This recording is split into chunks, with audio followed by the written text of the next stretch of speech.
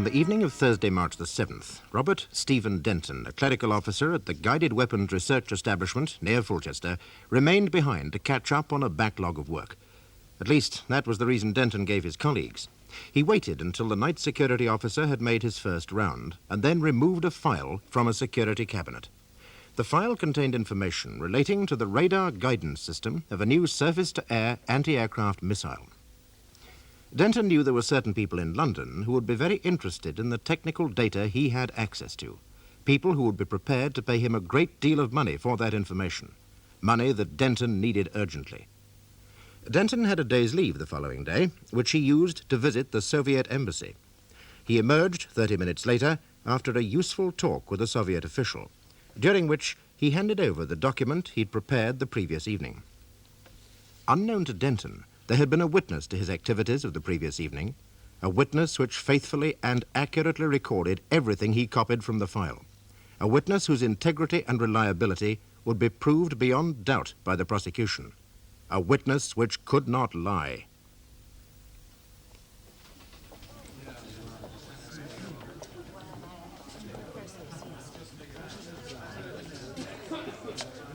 The electric typewriter used by Denton. Yes, I take your point, Mr. Golding, but I'm sure you will agree there has been enough sensationalism surrounding this business as it is, arising mainly out of the unfortunate statements made to the press by the wife of the accused. Now, to hear this entire proceeding in camera will only aggravate the situation. Surely not all your evidence from all your witnesses is sensitive. Oh, no, my lord, but in addition, there is a request that the identity of the two special branch officers who made the arrest should not be revealed. I have no wish to prejudice any of the issues in this case, but it must be obvious that we are not dealing with an international spy ring. I cannot understand why the special branch used officers of such importance that their identity cannot be revealed. Well, I'm in no position to comment on the activities of the special branch, my lord.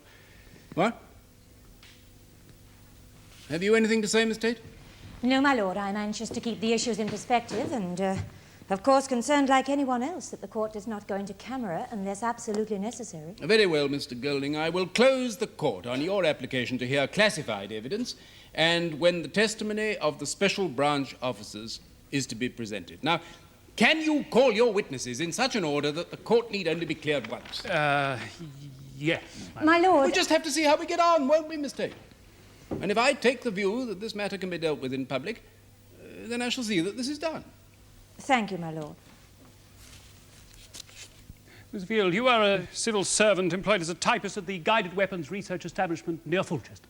Yes, sir. Yes. And you work in the technical library under its officer in charge, the accused. Yes, but Mr. Denton's not my real boss. I'm responsible to Miss Stone, at the typing pool supervisor. Ah, yes, but your desk and typewriter are situated in the small office used by the accused, which adjourns the main records area. Oh, yes, but we don't have a proper room for the typing pool. Oh, I see, yes.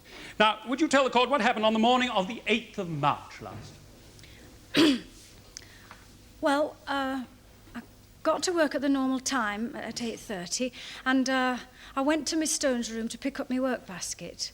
I was retyping a revised 4-page report for Miss Stone, and I'd finished page 3 the evening before, and I started typing page 4 on the Friday. Well, I'd only done about 4 lines when the carbon ribbon gave out. By gave out, you mean there was none left? Yes, that's right. Yes. Now, is that the electric typewriter in question? Exhibit 1, my lord. Yeah. Oh, don't try to lift it. Leave it where it is. Is that your machine, Miss Field? You may leave the witness box to take a closer look if you wish. Oh, yes, that's my typewriter, sir. Right. My lord, there are 1 or 2 features about this machine which I would like to demonstrate to the court. Yes, Mr. Golding? Yes. Now, in your lordship's opinion, would Miss Field be considered an expert in the subject of her own typewriter? Well now, Miss Field, for how long have you been using this particular machine? Oh, nearly 3 years now, sir. You used it all the time? Yes, except for when it's gone in for servicing. Well, I don't think one could get much more expert than that, eh, Miss Tate? No objections, my lord. Yes, Mr. Golding. Thank you, my lord. Would you be so kind? Oh, yes.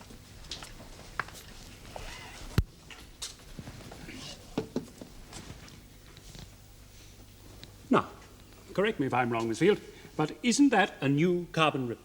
Yes, it is. Yes. And once the carbon ribbon is used, it passes through the machine and is taken up on this spool here? Yes, that's right. Yes. Now, how often can a carbon ribbon be used? Oh, only the once, then it's sent for shredding. Oh. So once the carbon ribbon has passed through the machine, it's useless? Yes, it's got to be destroyed. Yes. Now, I have a typewriter, not a sophisticated little machine like this one, but it uses an ordinary cloth ribbon, which can be used repeatedly until the image is too faint to be read. Now, what's the difference between that sort of ribbon and this? Oh, well, as a carbon ribbon's only used the once, it gives a very clear impression. I mean, with fabric ribbon typing, it's a much more smudged effect. Because there's both types on this machine. So that is the ordinary fabric ribbon? Yes, that's right. Yes. So presumably there's a switch somewhere on the machine so you can select the type of ribbon you want to use? Oh, yes, underneath. Underneath? Underneath on the left. Oh. Underneath. On the left. That's there. it. Yeah, that's it. Now, how was your typewriter set on the evening of March the 7th? Oh, with the carbon ribbon switched on. Well, that's all right if you know where the switch is. Yes, I wonder if the accused knew where the switch was when he used this machine. My lord, I object most strongly to that kind of remark. Yes, that was pure comment, Mr. Golding. You should know better. I'm sorry, my lord. I was merely thinking aloud. Well, don't. I shall try not to, my lord. Now, Miss Field, to return to this report you were typing. What was your reaction when the carbon ribbon suddenly gave out? Well, I couldn't understand it. I mean, there'd been more than enough to finish the report. Yes. And what was the apparent reason for there being insufficient carbon ribbon on that following morning? Well, somebody had been using me My time. lord, the witness is being asked to express her conclusions, not what she discerned. Oh, my lord, I did ask the witness for an apparent reason. Well, now, Miss Tate, presumably there are only two possible reasons for what the witness saw.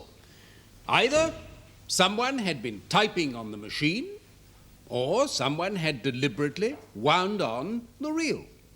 Isn't that right, Miss Field? Oh, yes, it is, sir. Yes. Now, what was your reaction after your initial surprise? Well, I was upset. Oh, why was that? Well, I'd already been told off for using too much carbon ribbon by Miss Stone. Oh, what was her reason? Well, she said it was too expensive. Well, you see, I like using carbon ribbon. I mean, it makes me work look much nicer, you know. Yes, I'm sure it does. Yes.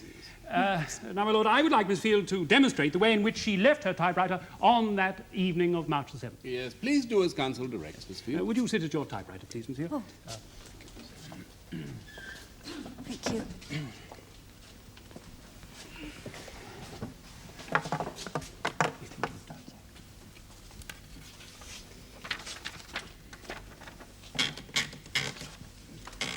Well, now what's the matter?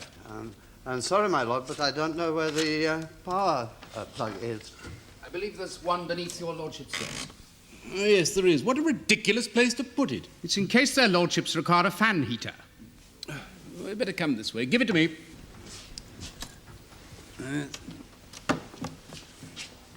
There. The long arm of the law has its uses.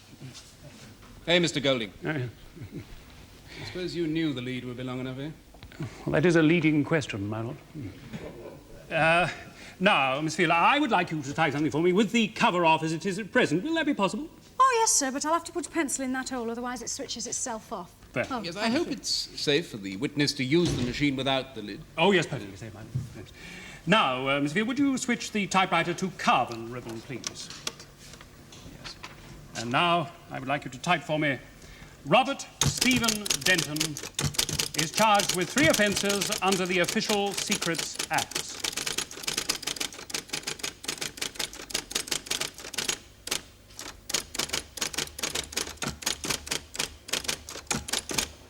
And now underline it, please.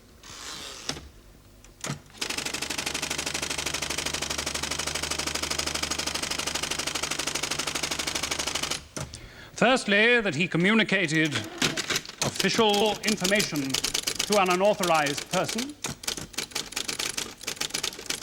Secondly, that he communicated a secret document to a foreign power. And thirdly, that contrary to Section 7 of the Official Secrets Acts 1920, he did acts preparatory to communicating information calculated to be useful to an enemy, namely the Soviet Union.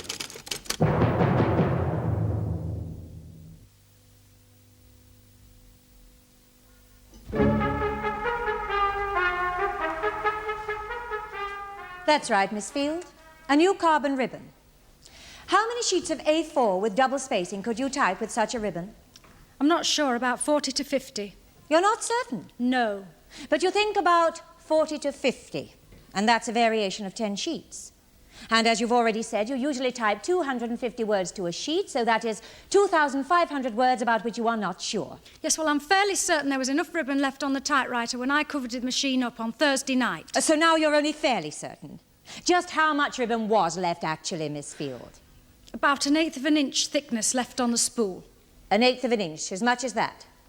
Yes. And is that all carbon ribbon? Yes. Really? But I thought the last yard or so was blank. Oh, well, there is a bit, I forgot. Oh, you forgot, and so your last answer was incorrect. Oh, my lord, my learned friend is splitting hairs. Well, 1/8 of an inch is much thicker than a hair, my lord. Oh, let's get on, Miss Tate. Is 1/8 of an inch of ribbon from a full spool the same as 1/8 of an inch of ribbon from a nearly exhausted spool? Well, yes, of course it is. That stands to reason. I'll tell you what stands to reason, Miss Field. 1/8 of an inch of ribbon on a new spool amounts to far more ribbon than 1/8 of an inch on a nearly exhausted Oh, spool. my That lord, is a simple fact known to any hi-fi enthusiast, my lord, who uses tape recorders. My learned friend said in his opening address that he would prove beyond all doubt that my client used that typewriter on the night of March the 7th. But from the evidence he has produced so far, it would seem it would be impossible to use that machine. Well, I'm pleased to hear my colleague use the word so far. Yes, I think Miss Tate is not pursuing an unfair line of questioning. I think she's perfectly entitled to put these questions. My lord. My lord. Miss Field, how much typing can you do with the first 1/8 of an inch of tape on a new spool as opposed to the last 1/8 of an inch on an old spool? I don't know. I really don't know. And yet, Miss Field, you thought there was enough ribbon left on that Thursday evening.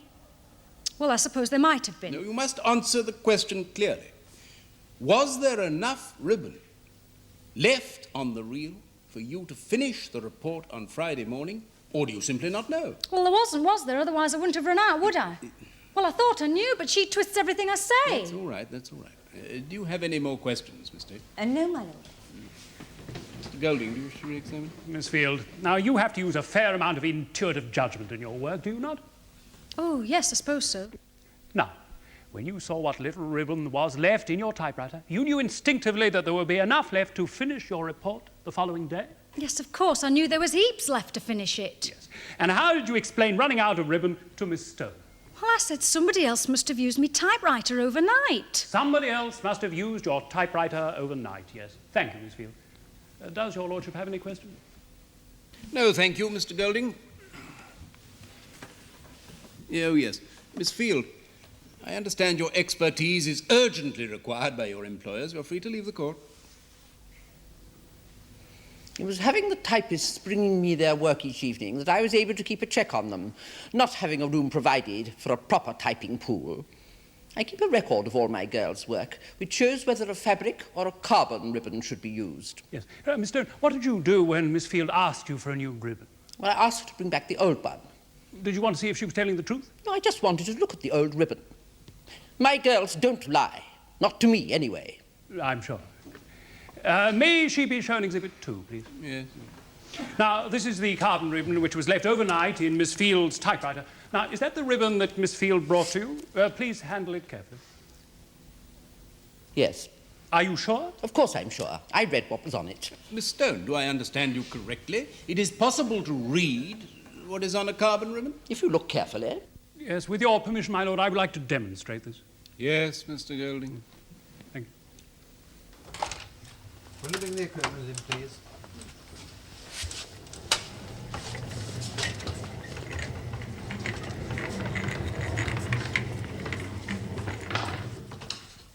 Oh, I see a silk can use his rank to call out the troops. Yeah, Miss Tate?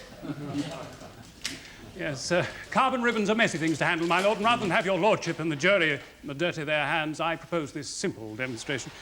Now, you recall, members of the jury, that this ribbon was used by the last witness when she typed details of the charges against the accused for me. If we may have some light up, please, my lord. Yes.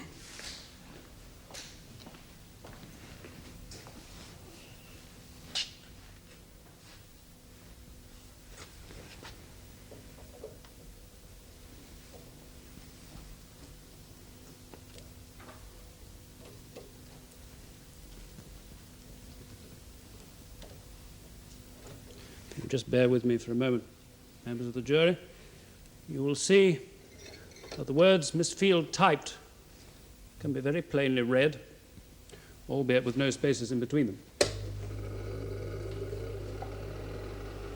Robert Stephen Denton is charged with 3 offences under the Official Secrets Act.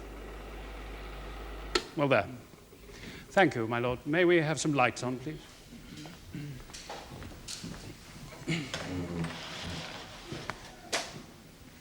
Miss Stone, will you please tell the court what you read on the ribbon which Miss Field brought to you? At the end of the ribbon were the last words she typed, but before that, my lord... Please answer the question. There was a list of microwave radar frequencies. Yes, how can you be so sure? Each row of numbers ended with the letters MHZ. That's the abbreviation for megahertz.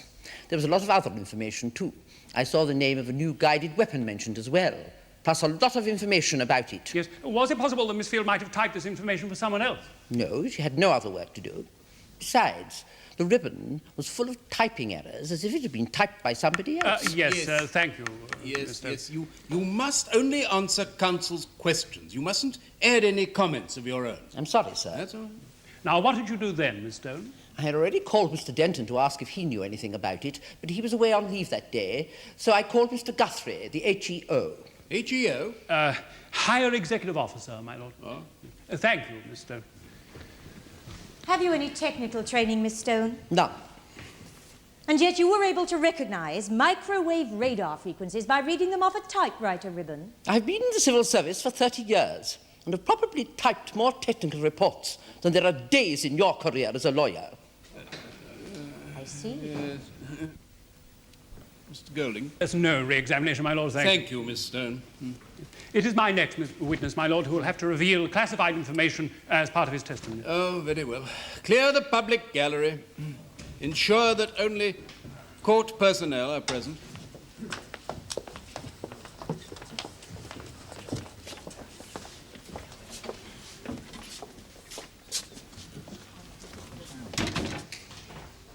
Members of the jury, the accused is facing charges under the Official Secrets Act. Now, the provisions of these acts apply to everyone in the country, and so they apply now to you and to me. This means that you mustn't discuss or in any way communicate with anyone else the evidence you are about to hear. The only time when you may do so is amongst yourselves, when you are called upon to consider your verdict. Yes, Mr. Golding, please call your witness. Mr. Guthrie, you are a senior civil servant at the Ministry of Defence Guided Weapons Research Establishment near Fulchester? I'm a civil servant, yes. Counsel asked if you were a senior civil servant, Mr. Guthrie. Well, there's the director and deputy director above me. Are you a higher executive officer, Mr. Guthrie? Why, yes. Well, at least we know what Mr. Guthrie is, Mr. Golding? My lord.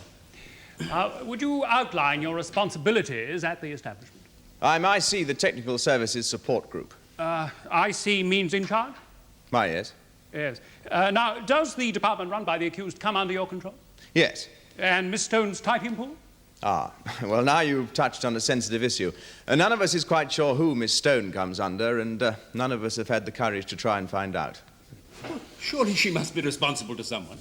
Well, I suppose it must be me. Yes. Now, did Miss Stone bring a used carbon ribbon to you on the morning of March the 8th last? Yes. Yes. May the witness see Exhibit 2, please. Now, is that the same ribbon that Miss Stone brought to you? Yes. How were you able to identify it? Well, if you hold it up to the light, it's possible to see the typing on it. And did you examine the ribbon when Miss Stone showed it to you? Yes, in detail. It puzzled me. Why was that? Well, it contained information that should not have been there. And did you recognize this information? Yes, immediately. Yes. And was the information of significance or not? Do you mean of military significance? If you wish. I would say it was of extreme military significance. And would you describe this significance to the court, please? You needn't worry. The court has been cleared. The jury have been warned. The ribbon was a word-for-word copy of a document kept in Denton's security cabinet. It dealt with the operational data of a recently developed surface-to-air anti-aircraft missile. In particular, it listed the channel frequencies used by the weapon's on-board radar homing system. And why are these frequencies so important? Well, once you know the frequencies used by a particular missile, it's possible to build jamming equipment into an aircraft to disorientate the missile. The list and ribbon also contained the channel triggering sequences. Yes. Now, without getting too technical, would you enlarge on the missile homing system, please? Well, basically it's fairly simple. A missile is aimed into an area of interest. Well, an area of interest is a part of the sky where an enemy aircraft has been detected, either by ground radar or eyeball contact. Now, with an ordinary ballistic launch, such as the wartime V2s, there would be 1,000,000 to 1 chance of hitting the target. So, the missile is automatically aimed at the target by its... it is automatically guided to the target by its onboard radar homing system. The radar works by measuring the strength of the signals reflected from the target. Once the echoes rise above a certain point, the missile thinks it's on top of the target and automatically detonates its warhead. But if the target aircraft transmits the same signal on the exact frequency, then the missile receives an abnormally strong signal and detonates its warhead prematurely. It can even explode on launching, killing highly trained personnel. I hope I make myself clear. Perfectly clear. Now, were you worried about this information being on the ribbon? Extremely worried. And what did you do next? Well, I thought there must be some rational explanation, so I telephoned Denton's home. He was on leave that day, but his wife told me that... Yes. What did you do after you spoke to his wife? I called security. You thought there might be some security risk, is that it? Well, I prayed to God I was wrong, but I believe Denton had gone to London to sell information to the Russians. And had Denton told you anything to make you consider that as a possibility? Did you hear counsel's question? He had been unable to sell his house. It was generally known that he badly needed £5,000 to meet a contract deadline on a villa he was buying in Spain. Thank you. I have no further questions. This, £5,000. Now, the accused came to you for help about this in February, did he not? Yes. Why? Were you in a position to lend such a sum? Well, I'm secretary of our staff association. Mr. Denton wanted the question of a bridging loan put on the February agenda. And did you agree to this? No. The new missile that you were so eloquent about, what's its name? Toad? A curious name. Well, that's the NATO code name for it.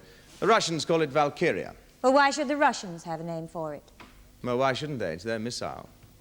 Are we to understand that the information it is alleged the accused supplied to the Russians is nothing more than information on one of their own missiles? Yes, that's right. Why? Isn't it common knowledge?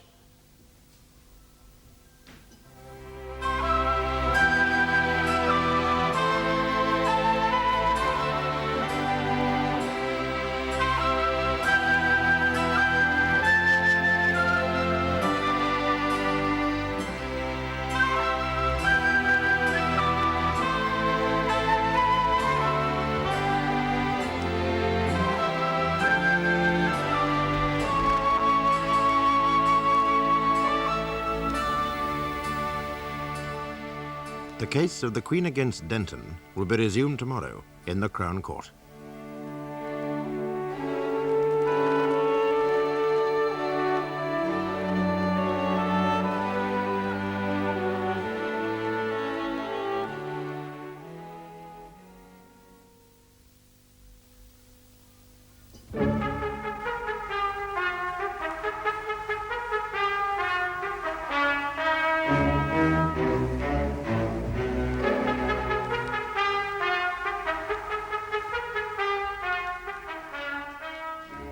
Robert Stephen Denton, a 63-year-old civil servant at the Guided Weapons Research Establishment near Fulchester, is charged under the Official Secrets Acts with copying and supplying the Russians with a document containing information on a new guided missile.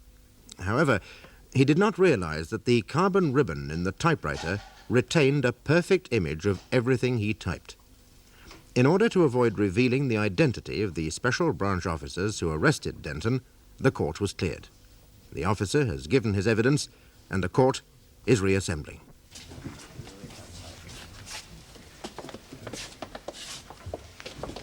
I call Victor Crozier. Mr. Crozier, are you the London director of the El Sol Estates Development Corporation? Yes. And have you had any business dealings with the accused? He was buying one of our Mediterranean villas. Yes. Where is this villa? In Spain, on the Costa Blanca, at the fishing village of Calpe, not far from Benidorm. Yes. And would you tell the court how you first met the accused? And he came to our London office in July of last year. He'd been to Benidorm on a package holiday and had visited Calpe to see the fishermen land their catch. He'd called at our local site office and got details of our new development there. Yes. How many villas were you proposing to build? 10 luxury units and 10 super luxury units with swimming pools. And which type did the accused wish to buy? The super luxury type. He paid the £500 reservation fee within a week of seeing me in my London office. And what happened next? We flew him back out to Spain to sign the contract before the notary at Calpe's town hall. May he be shown Exhibit 3, please? Yes.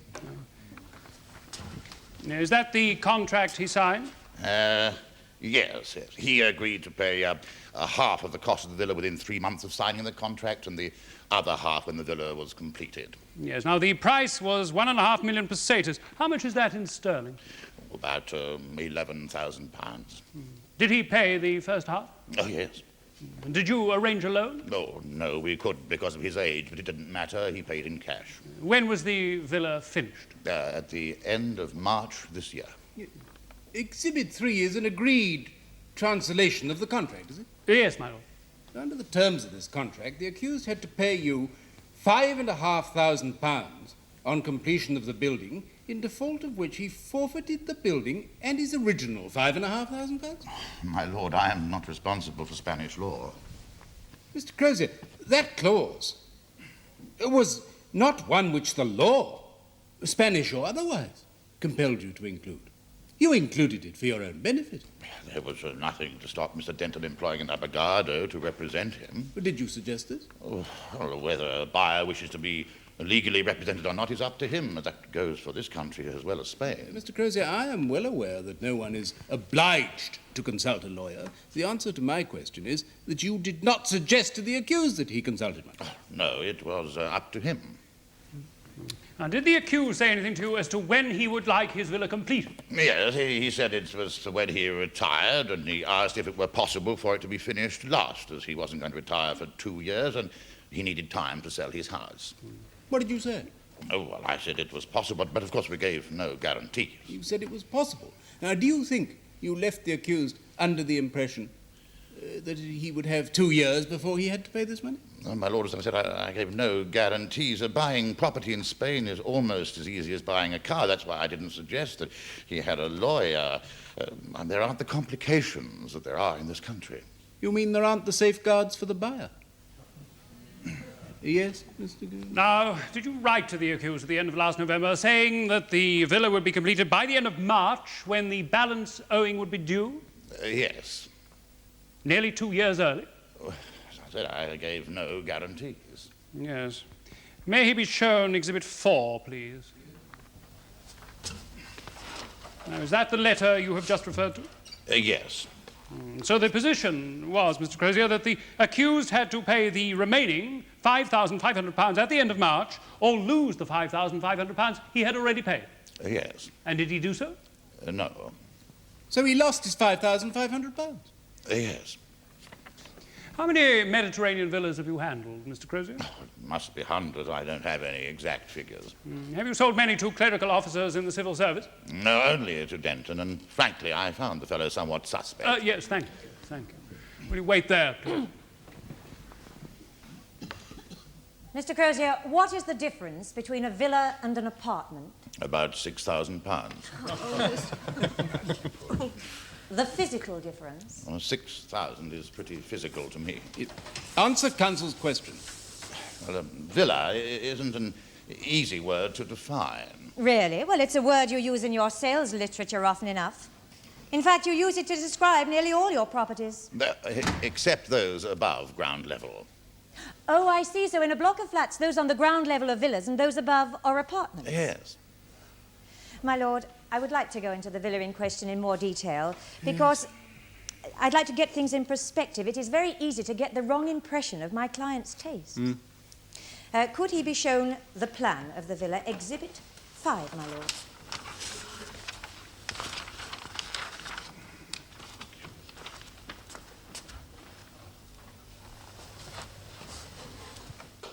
Is this the plan that you showed to the accused? Yes. A row of terraced villas, I see. Which one was the accused buying? The second on the left. An inside one? Yes. Cheaper than an outer one? Oh, indeed. Where would the swimming pools be? Well, they would just be the one. Oh, one pool to be shared by all the occupants of the block? They all contribute towards the rental of the pool. Oh, really? Then they wouldn't be buying it? Well, a swimming pool requires a great deal of attention. The chemicals have to be added every day, and the pH level checked once every week. Would the pool receive the same loving attention as the ones in your El Mirador development on the Costa del Sol? The newspapers misrepresented the truth in the matter. Let's see. Mr. Denton would have, his villa would have a 4-meter wide lounge. 30 square meters of open space planned living area. Yes, I suppose walls would make it seem claustrophobic. They are very compact. One spends a great deal of time in Spain out of doors. One would have to. Still, one mustn't be too critical. This compact terrace villa with panoramic views of the hotel you planned to build in front of it was only £11,000 after all. Now, the £500 reservation fee, did any of that money go towards the purchase price? No, that was for administrative and legal costs. It included a free air passage to view the property on site. In Mr. Denton's case, it was to sign the contract. And we also gave 1 free night's accommodation at a hotel in Benidorm. Yes. Well, I understand that you have an arrangement with the tour operator to take up spare seats on flights from Gatwick to Alicante for £25, which includes overnight board and lodging. I don't have any exact figures available. Well, I'm sure that's very wise of you. My lord, I do object to counsel's imputations. After all, who is on trial here, Denton or me? Oh, dear Mr. Crozier, are you expecting to stand trial for something? Yes, Miss Tate? I've no more questions, my lord. And do you wish to re-examine, Mr. Golding? No, my lord, thank you. I call Morris Weller. Are you Morris Weller, and do you live at 93A Station Road, Fulchester? That's right. Yes. Now, do you own the garage Weller Motors near Fulchester? Since 1950. Little Walmsley bypass. Treble stamps on 4 gallons and over. Mr. Weller, you are here to give evidence, not to advertise your business. Oh, sorry, Your Worship. Now, do you know the accused? Mr. Denton, oh, I'd say.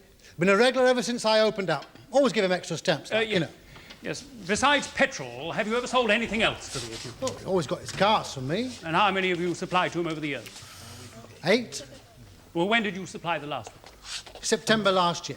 Yes, and did this sale differ from the 7 previous sales? Well, yes, I suppose it did. It's the first time he's bought a new car from me. Were you surprised? A bit. How was the sale financed? Cash. Had the accused always paid cash for his cars? Oh, no, never. Oh, I always fixed up the HP for him. So, the car he purchased in September of last year was his first new car and the first time he had ever paid cash? Yeah. Yes. Well, he said he cashed a policy or something. Yes. Now, what was the make of this new car he purchased? It was a Citroen Diane 6. You know, the rear end sticks up in the airline. Indeed. Now, do you know whether he still got this car? No, he hasn't. He sold it back to me. And when was that? January this year. Did you suggest this, or did he? No, he did. Now, what did he say? Well, he said that he was a bit short and he needed money badly. He said he needed the money badly, yes. And what did you give him for the car? £250. £250 on a car not 6 months old, originally costing nearly £800? Well, he wasn't buying a replacement, and after all, it was a frog car, you know. Do you know what this is? Yes, I do know what that is, and that's confidential, that is. What is the book, Mr. Golding? Well, as the witness says, my lord, it's a confidential book issued to the second-hand motor trade. It lists the buying in and selling prices of all makes of motor car against their year of manufacture. It is the car dealer's Bible, my lord. I see, thank you. I would like the witness to see it, please. Thank you. Now, this edition covers the period when the accused sold the Diane back to you. Now, what is the price it recommended for buying in a late 73 Diane 6? I can't find it. It's on page 76. £505 with a reselling price of £625. So what? Well, simply, Mr. Weller, that in January of this year, the accused was so short of money that he was prepared to sell his £500 car back to you for £250. Thank you. This book had better be marked Exhibit 6. Yes, Miss Tate. Glass's guide is confidential to the motor trade. Yes, it is. I don't know what he's doing with it. And as far as you know, Mr. Denton did not know what price his car was recommended to be in the guide. Well, I suppose he didn't know. Quite. Now, Mr. Weller, in the 20-odd years or so that the accused has been coming to your garage, he must have bought a considerable amount of petrol from you. Oh, average about 5 gallons a week. Yeah, well, I suppose it's a lot by now. Well, that's 5,000 gallons in all. Yeah, it's a tanker load. Do you receive his new certificate of insurance each year from the insurance company? That's right. And their commission? Yeah? What of it? And commission from the HP companies? So what? Now, this Citroen Diane, the new car that he purchased, it's just about the cheapest car on the market, isn't it? Yes, along with the little Fiat and the Imp. Look, he was getting through 15 gallons a week with the old Wolsey, and he only had that because his wife liked it. And he looked after it, so I gave him a couple on it. £2? 200. What did you get for the Diane when you resold it? Well, I put a $5.50 reserve tag on it at the auction. And did it reach its reserve? Yeah, 80 over the top. Nearly £400 profit for you. Very nice. Yeah. Well, that's business, isn't it? Yes, it's business. Mr. Pegler, you are a director of Pegler Finance? Yes. Do you know the accused? Yes, he came to me for a loan last March. May the witness consult his notes, my lord? Yes, yes.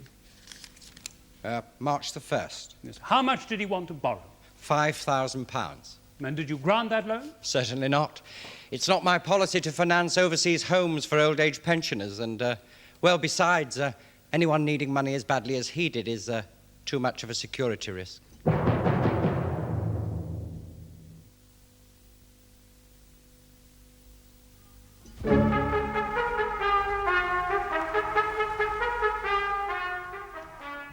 Are you a moneylender, Mr. Pegler? No, I'm a financier. Even so, you are required to hold a moneylender's certificate and a Section 2 of the 1927 Moneylenders Act. Yes. How much interest do you charge? 47.5%. That is less than the maximum amount prescribed by law. Yes, indeed. But the point is this, isn't it, Mr. Pegler? That it was Mr. Denton who turned down your offer of a loan when he heard about the interest. No, that's wrong. I would not entertain him as a client. That's your story? Yes. Very well. Does your lordship have any questions? No. And that concludes the case for the prosecution, my lord. My lord, I have a submission to make. Yes, Miss Tate. My submission is that in relation to count 2, there is no charge to answer. That is the count which charges the accused under Section 1 of the Official Secrets Act 1911 with communicating a document which was calculated to be, or might be, or was intended to be directly or indirectly useful to an enemy. Now, your lordship will recall that the evidence is that the only information communicated was the radar frequencies of the Russians' own missile. Well, in my submission, my lord, it is inconceivable that the information could have been useful to the enemy. Unless, of course, which has not been suggested, the Russians had only one copy of their radar frequencies, and they'd lost it. Yes, Mr. Goulding. My lord, what my learned friend has overlooked is that her client, by passing to the Russians these radar frequencies, communicated to the Russians the fact that the British knew these frequencies. And the fact of this information is knowledge which would be useful to the enemy. So the information as to what the British Secret Service knew, you say, is the information that would be useful to the Russians? Yes, my lord. Yeah. Miss Tate? My lord, the charge does not specify that the information was information as to what our Secret Service knew. And besides, my client did not communicate information. He communicated a document from which the Russians may have deduced or inferred information as to what our Secret Service knew. Oh, if my learned friend would pay more attention to the wording of the charge, she would indeed see that the charge is one of communicating a document which might be directly or indirectly useful to the enemy. Yes, indeed. No, Miss Tate, I think the jury must decide whether the communication of this document was useful to the enemy. I reject your submission. Very well, my lord. My lord, I am calling my client, his wife, and 2 witnesses whose evidence is of a purely background nature. Unless your lordship rules otherwise, I propose to leave my client until last, so the other witnesses need not be kept waiting. Mr. Golding. Well, I've no objection, my lord. My learned friend has outlined the probable Very cause well, yes, Mr. of the evidence. I call Mary Denton, my lord. Mary Denton, please. Come this way.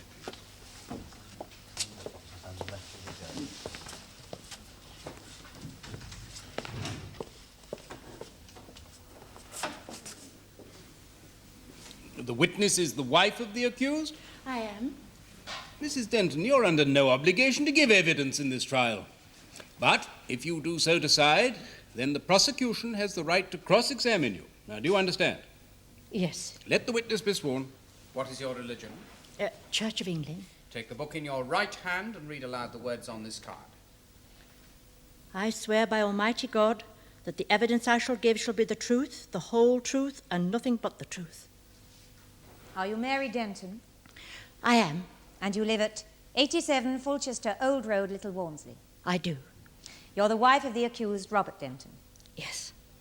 Now, Mrs. Denton, would you please tell the court the circumstances leading up to your husband's visit to London on the 8th of March last? Well, Robert and I were worried about money. We couldn't sell our house as we'd planned. Why was that? Well, we needed to sell it to pay for our place in Spain, but we couldn't. I mean, it didn't have a roof on it. Well, not a proper roof. Would you tell the court why? Last November, I think it was, Robert got a letter from these people who were building our place in Spain saying it would be ready at the end of March and that we had to pay the balance owing by then or lose everything, including the money we'd already put down. Were you surprised by the letter? Well, yes. I mean, we didn't think we'd have to sell up for another 2 years. So what did you do? Well, we thought we'd better put the house on the market right away, pay for the apartment in Spain, and, well, move into something rented, caravan maybe, till Robert retired.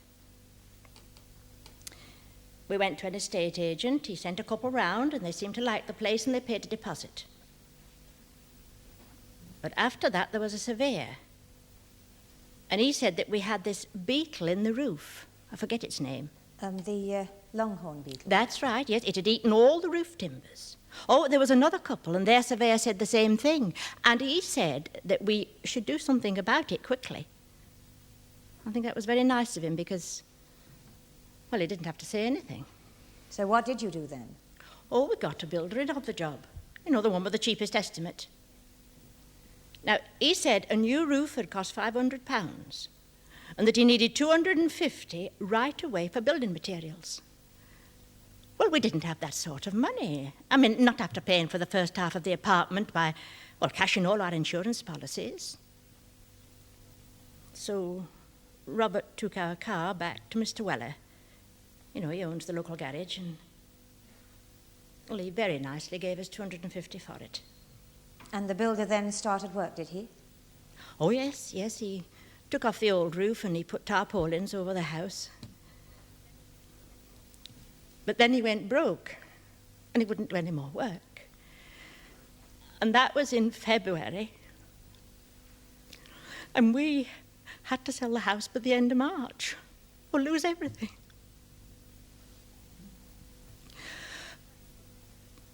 Wasn't that so much... It was Robert's health that was worrying me. He was having these ulcers and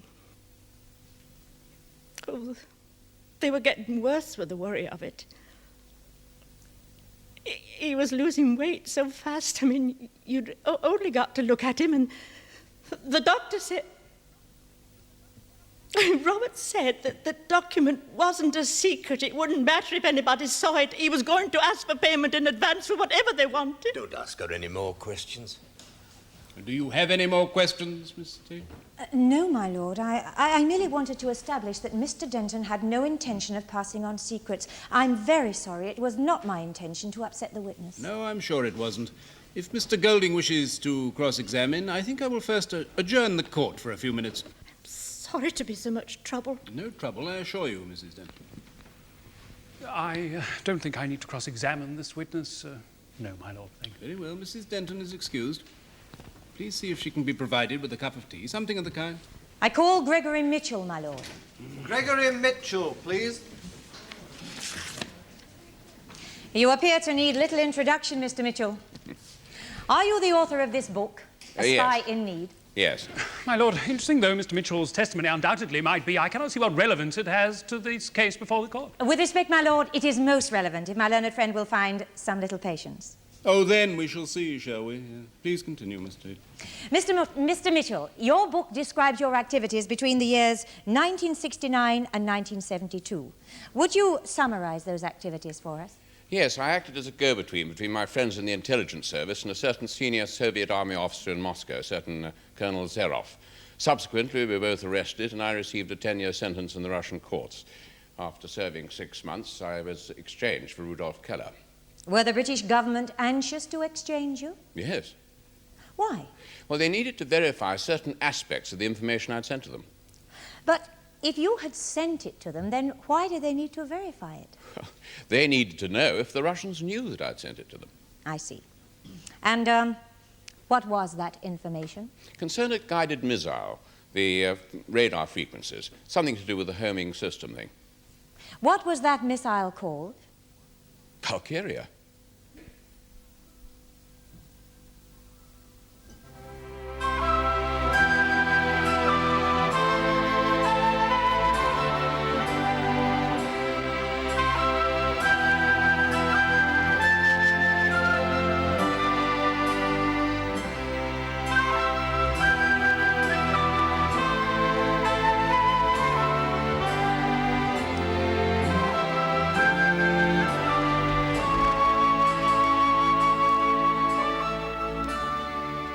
The case of the Queen against Denton will be resumed tomorrow in the Crown Court.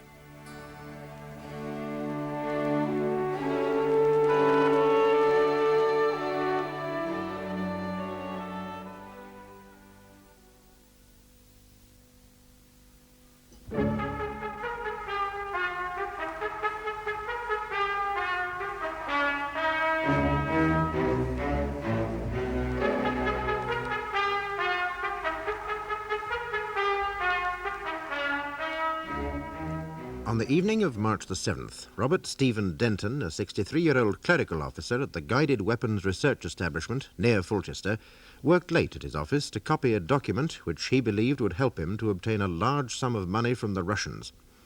He was arrested the following day as he left the Soviet embassy.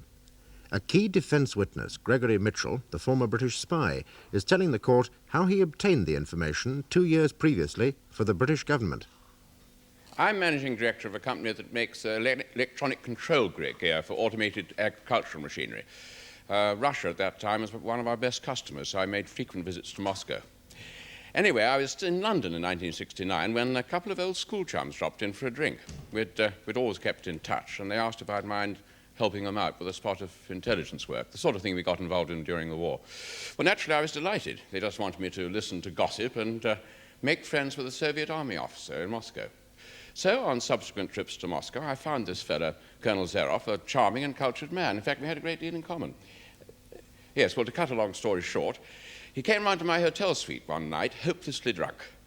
They do have quite a drink problem over there. Well, I gather he'd been trying to patch things up with his ex-wife, and she wasn't interested. Anyway, I shoved him into the bedroom to sober up and then settled down to watch a concert on television. It was then that I noticed his briefcase, and it occurred to me that it might contain some things which might be of interest to my friends. I did know that Yuri was involved in in testing of a new missile, a surface-to-air one, and so feeling a bit unethical, I opened his case and had a look. And I found these documents that seemed to be concerned with the testing and servicing of the missile. So I got out my camera. No film. But even if I had any film, it wouldn't have been any good because I hadn't got a close-up lens for my camera. But I felt I wanted to try and do something. So I went down to the reception and said I had a terrible toothache and was there an all-night chemist open? Well, to find out, they rang up the police, of all people. Well, luckily there was one quite nearby, and so I shot out of the hotel, found the chemist, and bought the last reel of 35mm film. It was in a 20 cassette, cassette thing. And as I was leaving, I suddenly spotted a portrait lens that would fit my camera. So I bought that as well. I had a devil of a job photographing those documents in Uri's case. You see, I had to fix each one to the wall with a bit of sticking plaster, and then angle the table lamp round like that, and then take a time exposure by tying the camera to the table with my shoelaces.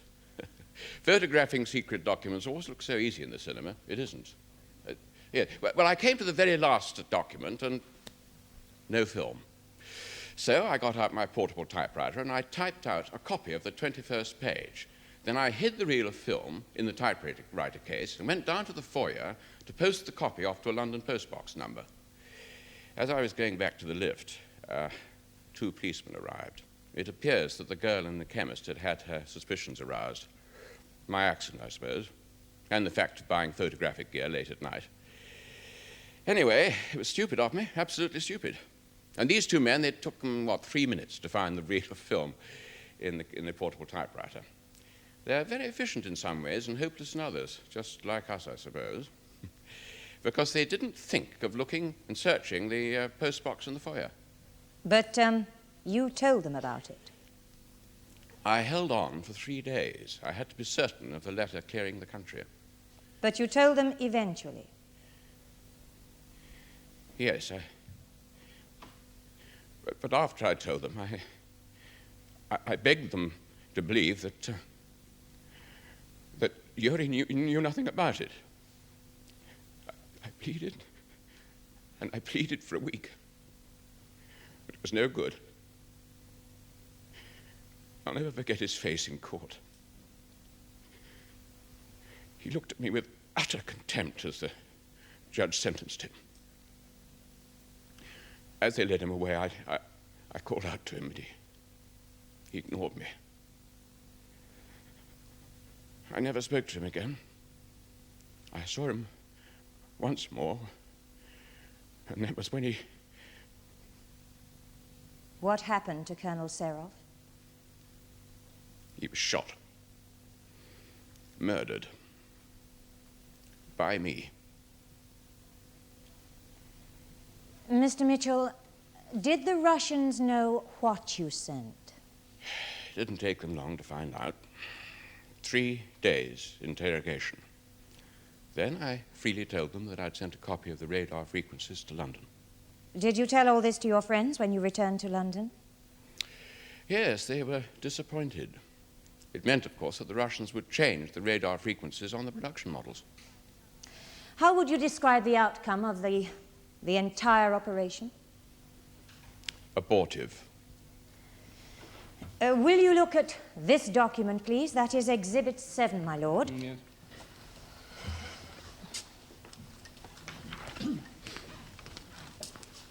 Is this the original manuscript of your book? Yes.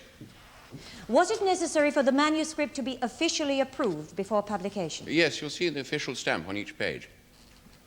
Now, if one examines the draft, my lord, one can see that the illustrations include a typewritten list of the Valkyria radar frequencies. What was that? Well, that was a photocopy of what I'd sent from Moscow. But how did you come by it? Well, I thought it might be useful additional material for my book, so I asked my friends if they'd send me a copy. And did you tell them why you needed it? Well, of course. Why isn't that photocopy reproduced in the published book? Well, that was a decision of the publishers. They thought that guided missile radar frequencies would be a little interest to the reader. Thank you, Mr. Mitchell. You have been most helpful. Just a moment. There seems to have been an extraordinary mix-up about the Valkyria document's security classification. Perhaps, my lord, but the security status of the Valkyria document is immaterial. I disagree. One of the reasons you gave for requesting the court should be closed was that we were about to hear classified evidence. And now we find that the document received approval for publication 12 months ago. Here, take this. Do you wish to cross-examine this witness? Yes, my lord, thank you. Mr. Mitchell, when you typed out this list of radar frequencies, you considered that you were acting as a servant of Her Majesty's government? Yes. Yes. Which means that the document you produced was, and still is, the property of Her Majesty's government. My lord, I've never before heard the Crown using the law of copyright to protect information it's stolen. My lord, I merely wish to establish the authority, the ownership of the Valkyria document. Well, the document which the accused is alleged to have copied was clearly Crown property. Thank you, my lord. I don't know if that gets anyone anywhere. No further questions, thank you. Just one question, my lord, if I may. Were you satisfied that the manuscript contained no official secrets when you sent it for publication? None at all. Thank you very much. Has your lordship any further questions? No, thank you. Mr. Mitchell is released. I call Norman Delisle, my lord. Mr. Delisle, until your retirement last year, were you the Director of Security for the Ministry of Defence? Well, I stayed on as a disestablished civil servant, but I'm afraid I had to retire. The old memories started playing tricks. Have you ever heard of the Soviet-guided weapon Valkyria? We had our name for that, but I forget it. Toad. Yes, of course, Toad. Now, please would you tell the court how you first came to hear of this missile? Well, I don't recall when I first heard about it exactly, but we had known for some time that they were developing a new surface-to-air weapon with radar homing instead of infrared. We didn't know what they called it at the time, so we had our own name for it, Toad, Frog, something like that. Yes. When did you find out more about it? Well, now, that must have been last year. Or perhaps it was the year before. You see, anyway, just before I had to retire, I was called across the road to one of our other offices in Whitehall to look at some information Defence Intelligence had dug up. By the way, I suppose it's all right for me to say all this, is it? After all, some fellow has written a book about it, hasn't he? Where was I? You were called to Whitehall to look at some information. Ah, yes. Something to do with the missile's guidance system, radio wavelengths. Radar frequencies. Ah, yes, that's right. And the DI people wondered whether we could use that information. Did you know at the time how the British came to be in possession of that information? Well, there was a rumor going around that the fellow being held by the Russians had supplied it. Forget his name, but he wrote a book about it when he got back. Is this the book? Yes, that's it. It's by Gregory Mitchell. That's the fellow. Yes. Now, were you... I haven't read that. It's a bit difficult for me nowadays, you see. I have to read a book all in one go, otherwise I can't remember what it's about. Were you supplied with a copy of the information? Oh, yes. I think so. But could you be certain? It is very important. Yes, well, of course, it's rather difficult. It is such a long time ago. But, yes, of course, now that I really think about it, yes. There were 2 copies of the list.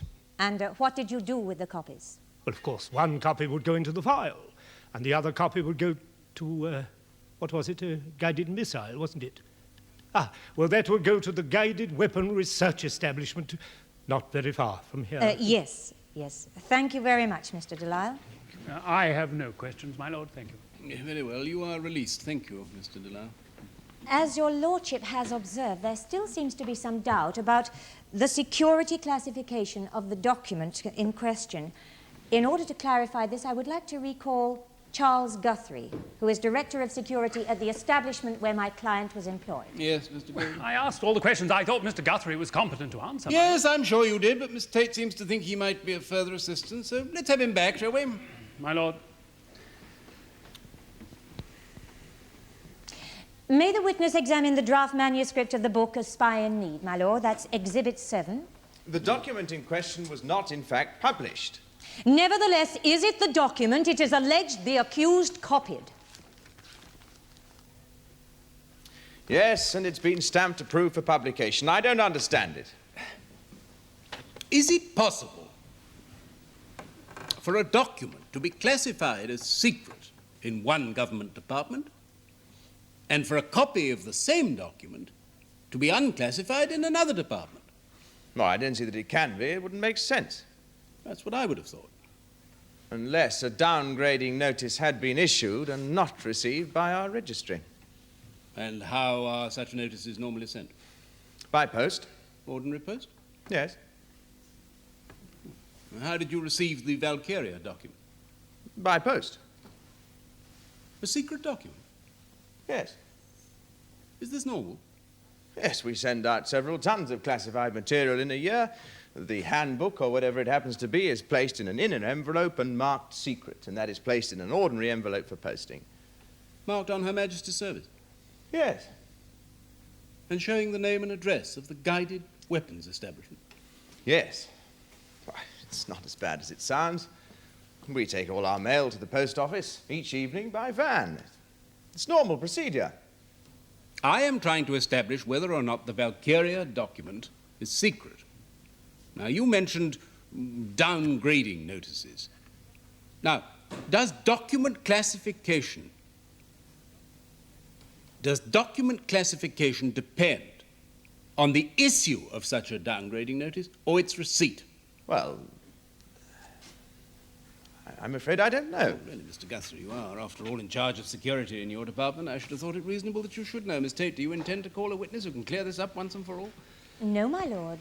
As the charges against the accused are connected with official secrets, I had expected that my learned friend's witnesses would have been experts on official secrets. My lord, my witness has made it perfectly clear that as far as he and his colleagues in Fulchester were concerned, including the accused, the document was regarded as secret.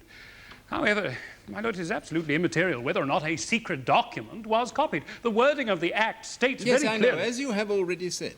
But I was led to believe that classified information was involved, official secret. And I don't like clearing a court just for dramatic effect. My lord, there was no intention on my part to clear the nevertheless, I was misled, and I don't like it. Now, does anybody have any more questions? No, my lord, thank you. No questions, my lord. Thank you for bearing with us, Mr. Guthrie. You may go. Miss Tate, call your next witness. I call the accused, my lord, Robert Stephen Denton.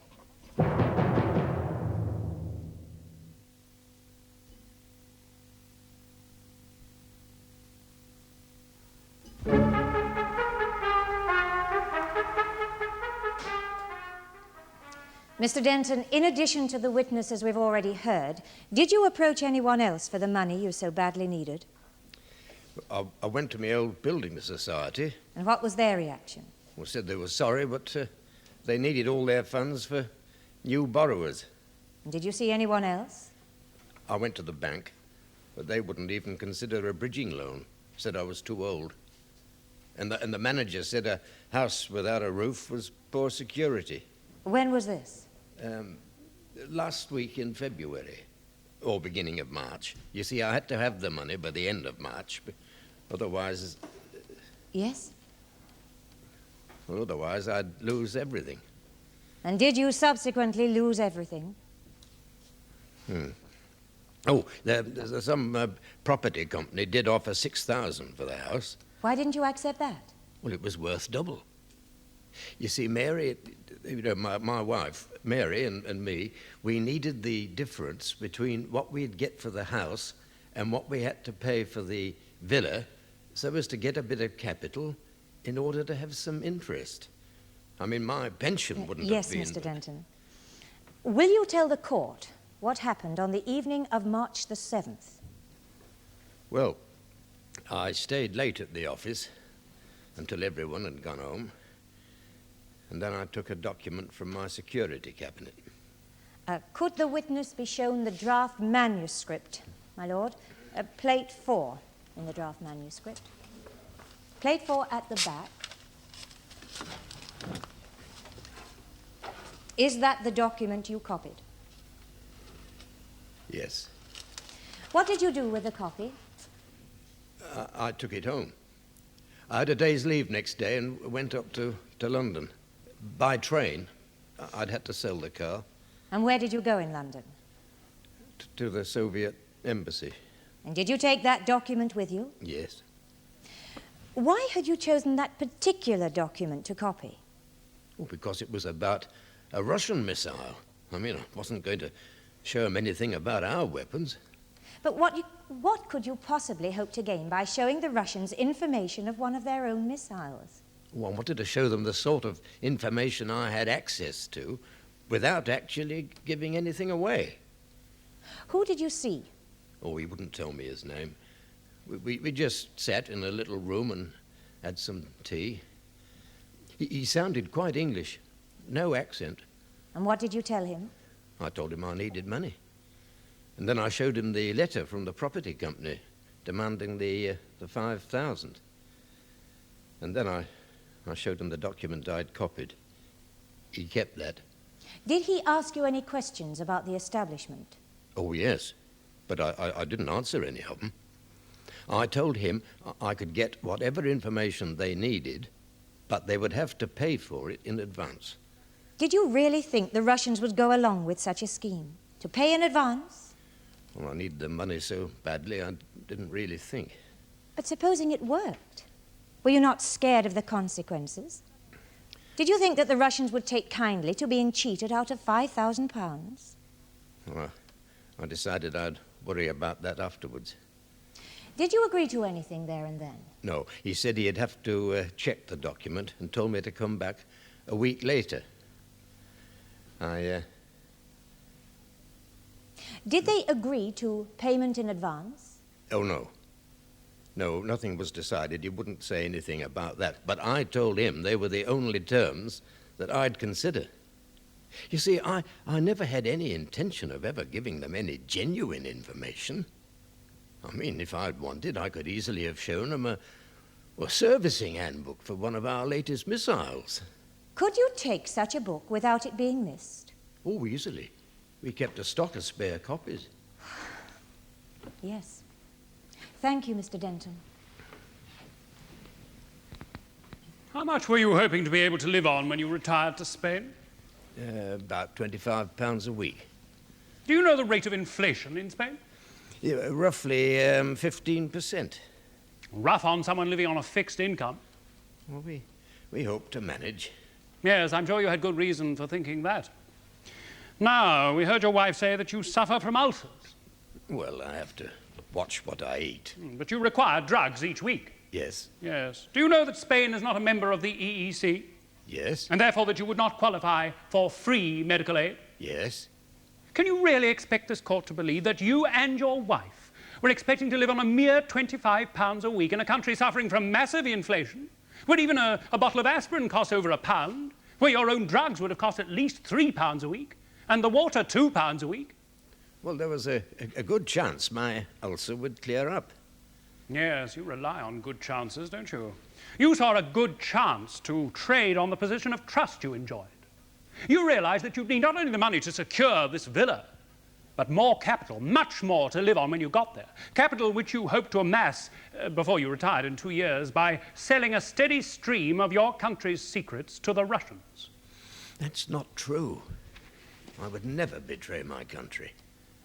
£5,000 to start with. Even treachery has been hit by inflation.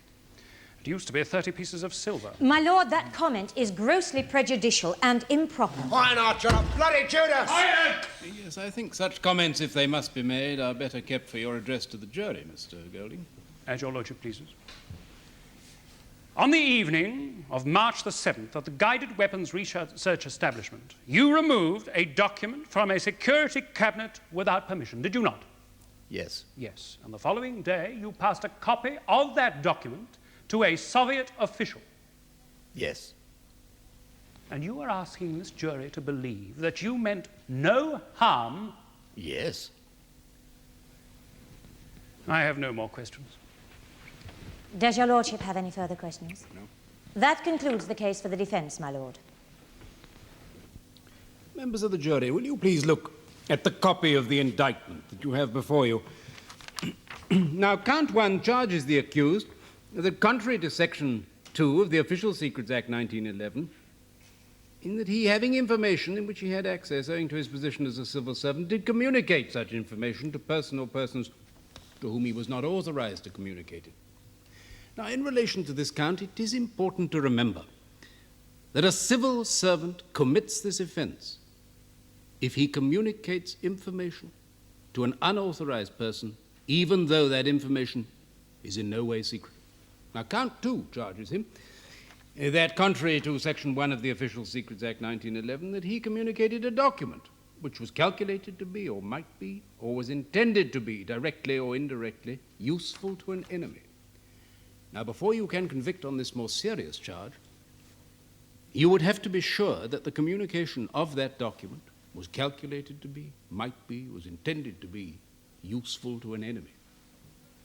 Now, the third count charges the accused that, contrary to Section 7 of the Official Secrets Act 1920, in that he did acts preparatory to communicating information calculated to be, which might be, intended to be, useful to an enemy.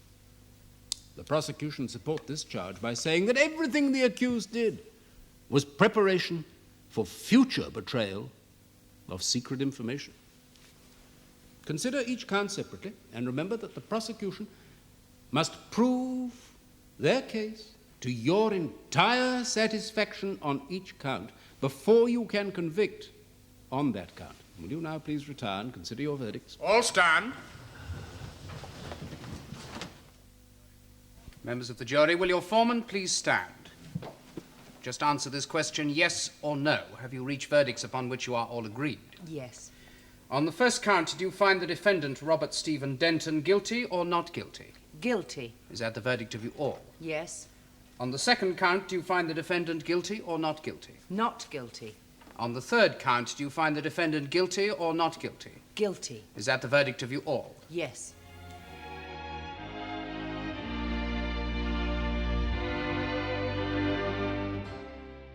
Mr. Justice Michener sentenced Robert Denton to 2 years' imprisonment on each of the first and third counts after the jury had acquitted him of the other charge. The sentences are to run concurrently.